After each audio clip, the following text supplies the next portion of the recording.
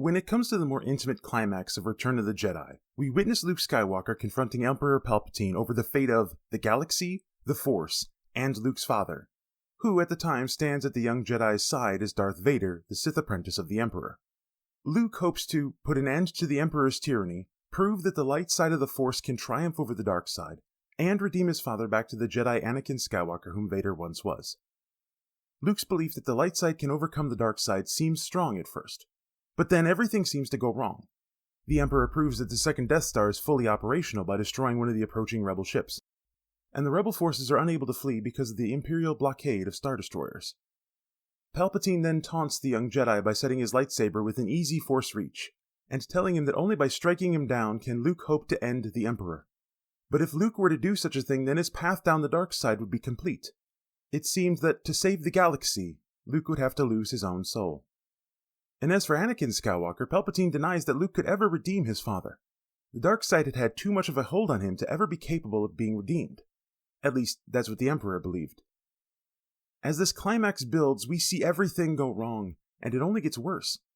Luke pulls his lightsaber to himself, striking a blow towards Palpatine even though it's blocked by Vader. Father and son duel for opposite sides of the Force, and Vader eventually realizes that Luke has a sister whom Vader then quickly admits he could turn to the dark side instead of Luke. Fear, anger, and hatred build in Luke as he grows ever deeper to the dark side. It seems like he's about to win the fight as he lops off Vader's sword hand, but he's about to lose himself as he holds his saber high to strike the killing blow. Right then, the Emperor cackles. Luke's fall to the dark side is nearly complete, but the young Jedi glances at his father's lost hand, and then down to his own cybernetic one that had been lost in the pair's last duel. The two of them are so much alike. And it's right here that the deeply held belief about the power of the light side of the Force blares back into Luke's mind. Here, when everything is about to be lost, the truth of what Luke believes shines forth. He turns off his lightsaber, tosses it away, and stands protectively over his father before the Emperor. Most people know the end of the story. Vader stands up, tosses the Emperor over the railing to his death, and returns to the light side of the Force. The rebels defeat the Empire, and the Jedi return to the galaxy. But it's not the conclusion of the story that I want us to think about. Rather, it's that moment when Luke's belief in the light side stands true. We can say that we believe all sorts of things. We can stand to pronounce that we have faith in something much like Luke would have long pronounced his belief in the light side. When life is easy and there's very little pressure, statements of faith abound. But it's when life falls apart that we discover what a person truly believes. It's when we stand with the fate of our personal galaxies on our shoulders and see only two options ahead of us, an impossible path or an easy path to darkness. That is when we find out what we truly believe. Can our stated faith survive the difficulties of this life? As we come to the end of the series to the book of Samuel, the series we've called A Song of Failures and Hope, we have to ask the question of whether or not we truly believe the main theme that we've been looking at through the series. I've repeated multiple times the theme. Despite the problems of this life and the human evil that brings them about, God's King will reign and bring restoration to his humble people. Do we believe this? Do we believe that God will overcome the evils of his world in his time, even when the problems and difficulties of this world seem to have no end? Do we believe that God is powerful enough? Do we believe that God and his chosen King, Jesus, are good and loving and just and capable? Do we believe that restoration will come to those of us who humble ourselves before the cross of Jesus? Restoration, at least at the fullness of his coming kingdom, if not in our present lives. Do we believe this? Or are our words merely a pronouncement of how we feel when things are going well? Does our faith in God dwell so deeply in us that we'd throw the lightsaber away? Or will we fall to the darkness when we stand before the evil of fallen humanity? One thing is certain. We can't just sit here, finishing the series through the book of Samuel, and hold nothing more than mental assent toward the book's themes. We either believe it or we don't. And it's in the trials of this life when we prove that faith.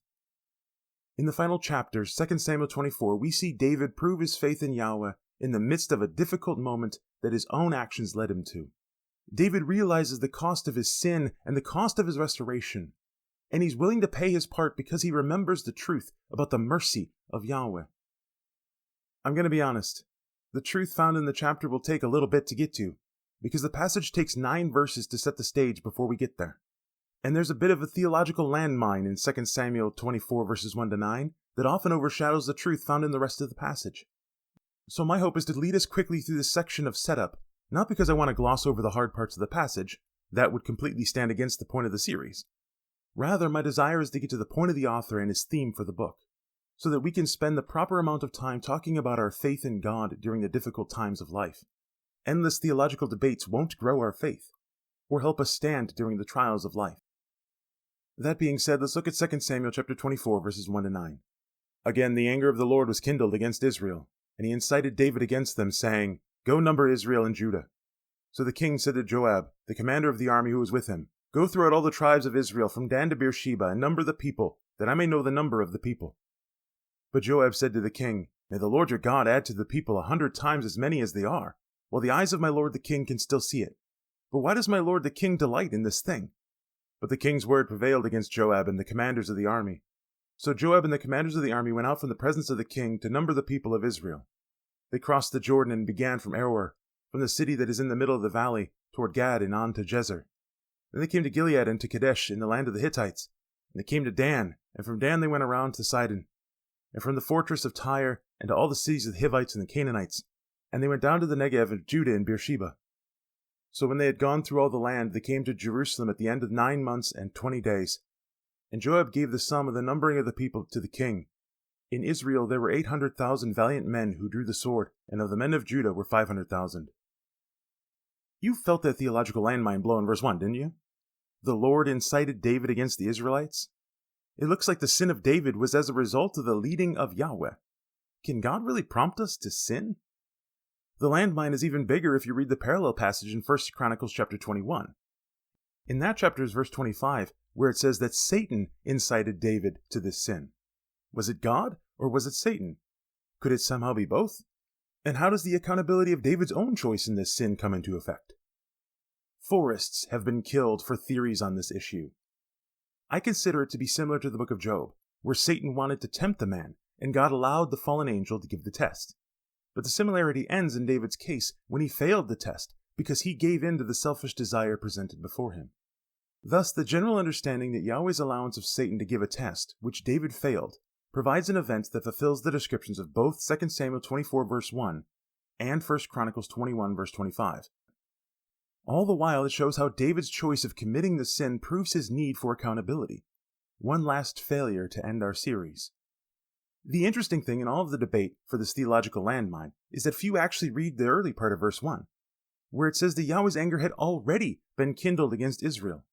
And it was because of required justice against the sins of the nation that God allowed the testing of the nation's leader. Thus, it isn't just David's sin here, but also the sin of the nation that led to the prompting for justice that we will see in the later verses. What that sin of the nation was, we don't know. A couple of commentators who actually did recognize the interesting aspect of verse 1 said that it might have been related to the following of Absalom and or Sheba in their rebellions, but in reality, we don't really know. Regardless of the various questions found in verse 1, we see that David succumbed to sin by calling for a census. The best explanation for why this was a sin is that David showed his reliance on the people under his leadership, instead of reliance on Yahweh. The census is usually meant understanding how many people were to be taxed and or how many fighting men were capable of being conscripted into the army. Therefore, David seems to have been relying on his vast wealth or military might rather than his God. One commentator even tried to explain the issue while tying it back to the sin of Israel in verse 1. He said that the higher taxes might have been from a desire to send some of the tax money to the temple, in an effort to appease the already angered God by paying him off. The sin, in this case, would be thinking that Yahweh worked like the idols of the surrounding nations, who sought only appeasement rather than humbled repentance. No matter how or why this all turned out, the point is the same. David called for a census that God did not endorse. Israel's other leaders, including Joab, all told the king that this was wrong, but David refused to listen to them. Thus the census was taken, and the ire of Yahweh rose higher than it had been already.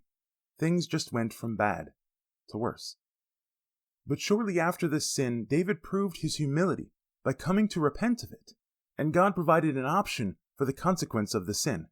David was to choose which consequence the land would experience, but he bowed before the mercy of Yahweh in that choice. 2 Samuel chapter 24, verses 10 to 16. But David's heart struck him after he had numbered the people. And David said to the Lord, I have sinned greatly in what I have done. But now, O Lord, please take away the iniquity of your servant, for I have done very foolishly." And when David arose in the morning, the word of the Lord came to the prophet Gad, David's seer, saying, "Go and say to David, Thus says the Lord, 3 things I offer you. Choose one of them, that I may do it to you." So Gad came to David and told him and said to him, "Shall 3 years of famine come to you in your land? Or will you flee 3 months before your foes while they pursue you? Or shall there be 3 days' pestilence in your land? Now consider and decide what answer I shall return to him who sent me." Then David said to Gad, "I am in great distress. Let us fall into the hand of the Lord, for his mercy is great. But let me not fall into the hand of man." So the Lord sent a pestilence on Israel from the morning until the appointed time. And there died of the people from Dan to Beersheba 70,000 men. And when the angel stretched out his hand toward Jerusalem to destroy it, the Lord relented from the calamity, and said to the angel who was working destruction among the people, "It is enough. Now stay your hand." And the angel of the Lord was by the threshing floor of Araunah the Jebusite. After the sin of numbering the people had been completed, David came to his senses and realized the foolishness of what he had just done. Seemingly without having to be told by any other agent of God, he realized his sin and asked immediately for forgiveness, because his conscience was seared. Sometimes we realize just how badly we've screwed up immediately after doing it. And rather than trying to cover it up or find someone else to blame, what we need to do is repent. Admit that we messed up and ask God for forgiveness. But just as we've seen in earlier parts of the series, forgiveness does not mean that we get away consequence-free. The morning after David admitted his great sin, God spoke to the prophet Gad. Yahweh told the man to go to the king, give him the choice between 3 consequences: 3 years of famine, 3 months of military defeats, or 3 days of plague. Many people assume that David chose the 3 days of plague. But in verse 14, we see David hold on to his faith. This is the moment when David's faith in the merciful God blares forth within him. It's when he metaphorically flexes his cybernetic hand and realizes what the right thing to do is. His choice isn't one of the 3 options, but rather to trust in the God he just failed to trust in when he called for that census. David falls before the mercy of Yahweh, trusts in his God's love. The word used in verse 14 for mercy is not the typical one we might think of. It's not the covenant faithfulness that we witness time and again in this series. Sure, the faithfulness of Yahweh to his people is part of the reason for this mercy. But the word used here is one of love from a superior to an inferior. David admits his humility in the use of his word for mercy. However, the word also is from the same family of words as the Hebrew word for womb. It's the love of a mother for her child even before birth.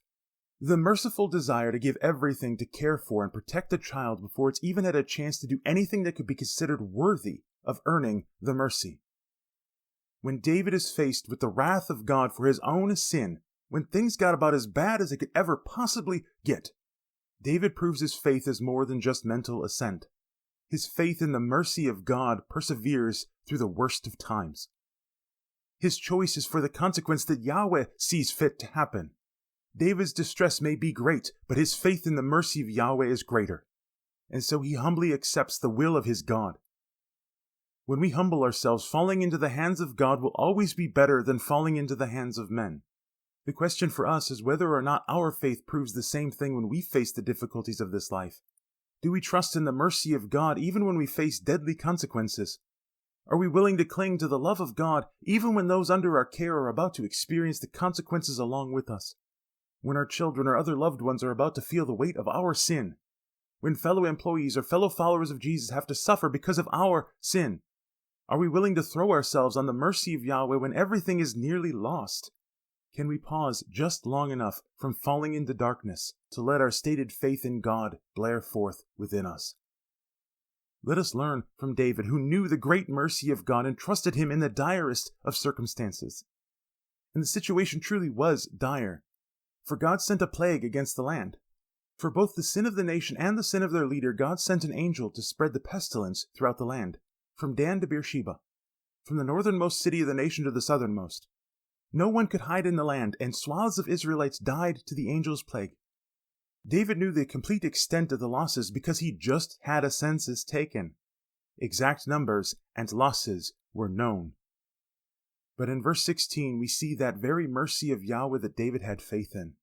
When the angel was ready to spread death throughout Jerusalem, God reached out a halting hand. It is enough. Stop. The mercy of Yahweh called off the fullness of the consequence. One interesting thing about the place where God halted the angel is that the threshing floor of Araunah the Jebusite is the exact same place where God called out for another to halt the God-prescribed action. Back in Genesis 22, God had commanded Abraham to sacrifice his promised son Isaac. And just as the forefather of all Israelites was about to fulfill the sacrifice, God's voice called out, "Stop!" There was a provided sacrifice in the form of a ram to complete the worship of Yahweh. The mercy of God shown because of humble faith. I believe that God's choice of halting the angel where he did was purposeful. A reminder of Abraham's faith in Yahweh being greater than the physically present blessing in front of him. David's faith echoed his ancestors, and so God responds in echoed mercy. As an aside, because it's not of supreme importance to the passage, but it is on this very threshing floor that David will call his son Solomon to build the temple, the place where Yahweh's mercy meets the faith of his humble people. But in our passage, David's faith witnesses the approaching angel and realizes the true cost of sin, and readily accepts the restoration offered by God. 2 Samuel chapter 24, verses 17 to 25. Then David spoke to the Lord when he saw the angel who was striking the people, and said, "Behold, I have sinned, and I have done wickedly. But these sheep, what have they done? Please let your hand be against me and against my father's house." And Gad came that day to David, and said to him, "Go up, raise an altar to the Lord on the threshing floor of Araunah the Jebusite." So David went up at Gad's word, as the Lord commanded. And when Araunah looked down, he saw the king and his servants coming on toward him. And Araunah went out and paid homage to the king, with his face to the ground. And Araunah said, "Why has my lord the king come to his servant?" David said, "To buy the threshing floor from you, in order to build an altar to the Lord, that the plague may be averted from the people."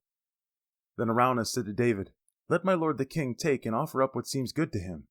Here are the oxen for the burnt offering, and the threshing sledges, and the yokes of the oxen for the wood. All this, O king, Araunah gives to the king." And Araunah said to the king, "The Lord your God accept you." But the king said to Araunah, "No, but I will buy it from you for a price. I will not offer burnt offerings to the Lord my God that cost me nothing." So David bought the threshing floor and the oxen for 50 shekels of silver. And David built there an altar to the Lord and offered burnt offerings and peace offerings. So the Lord responded to the plea for the land, and the plague was averted from Israel. Once again, we start the section with David admitting his sin. But this time we see an emphasis on David's personal sin. The Hebrew emphasizes the word I. "Behold, I have sinned. I have done wickedly." The king admits that he'd been the one to sin. He, the leader of the people, ought to pay the cost for the sin, not the people themselves. While this shows a little bit of misunderstanding about the role of the people's sin, like we saw in verse 1, it is exactly what a leader should do. A good leader is willing to pay the cost, to take the hit, rather than let those under their care take it for them. It's exactly what Jesus, the son of David himself, did on the cross. David, the shepherd boy turned king, considers the people like his flock. He'd led them into this mess, so he was going to pay the cost. He prayed for God to lay the rest of the consequence on him and his family, rather than the people. At this, God speaks to the prophet once more, and Gad goes down to David, telling the king to build an altar on the threshing floor of Araunah the Jebusite. And immediately David followed the command of his God. Needless to say, Araunah was a little taken aback at the arrival of the king. I'm sure at least the pressure of God's halted wrath weighed heavily upon the place, even if none other than David witnessed the angel's presence. With his own humility, the Jebusite asked about the purpose of the king's presence. David told him that he was going to buy the land and offer sacrifice to Yahweh there. Araunah offers his own oxen and their yokes to be offered, but David denies the free offer. Instead, he willingly pays for it. And David's words in verse 24 show us his faith continuing to prove itself in the midst of the difficulty. It would have been easy for David to have offered the sacrifice at no cost to himself. He was the king, after all. He could have asked it. But if David had done so, he would have been trusting in the same human level of power that got him into the sin in the first place. Instead, he showed full trust in God's ways. He threw the lightsaber away, because he understood the cost of his faith. "I will not offer burnt offerings to Yahweh my God that cost me nothing." Humility before our God always costs us. It might cost us our time, our resources, our jobs, our dreams and future plans, and especially our ability to sit on the throne of our own lives. Humility never comes for free, but it is worth every single ounce. Because Yahweh is merciful and gracious, God is loving and just. He will bring about restoration to his humble people. There is a cost to sin and restoration. Jesus paid the price for our sin, but we must be willing to pay the humble cost that allows his restoration to fall upon us. Bow before our King Jesus and do as he commands. His burden is easy and his yoke is light, but it takes humility to accept his reign in our lives. And again, it's easy to claim faith in all of this when life is going well, when all that we see are blessings and the good times. But it's what we do in the midst of the problems of this life that proves our faith. Do we trust in the mercy of God? Are we willing to pay the cost of humility to witness the restoration he offers? The reason why David could show his faith is because he knew the truth of God's powerful mercy. He'd seen it many times before in his life, and he'd witnessed it throughout the lives of numerous people, including ancestors like Abraham. David was willing to cling to the mercy of God no matter the cost. Faith like that is able to stand even in the direst of situations. If you're not sure how true your faith in God is, consider the smaller areas of faith. What is your first place of refuge when tiny troubles hit? Is it found in your backup plans, in your family, in your ability to talk other people into doing as you ask? Does your faith even survive the small things? If we don't trust God and his mercy in the small things, then what makes you think that your faith will survive the dire ones? So let us seek the place where our faith is strained and tries to look beyond the mercy of God. Let's start there. Humbly submit to him. Witness his mercy through it. It's not a promise that God will send a miracle check or strike dead the human causing our troubles, but his mercy will give us the grace to survive through it and thrive spiritually because of it. Even Luke had to suffer the Force lightning before his father took care of Palpatine.